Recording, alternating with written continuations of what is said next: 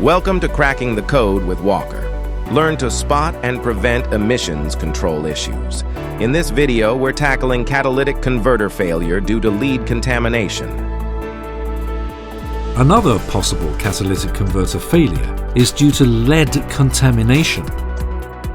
This failure occurs when fuels or additives that contain lead are burnt in the combustion chamber of a vehicle equipped with a catalytic converter. Some octane-enhancing additives designed for old leaded petrol included lead in their composition. In these cases, the catalytic function is destroyed very rapidly.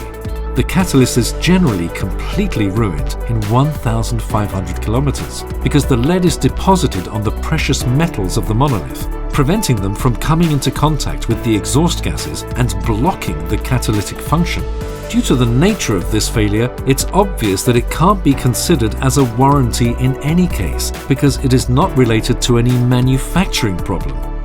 I hope you have enjoyed this video and that it has helped you to have a better understanding of the possible claims related to those important products. Thank you, and see you in next episodes of Cracking the Code of Emissions Control Customer Claims with Walker.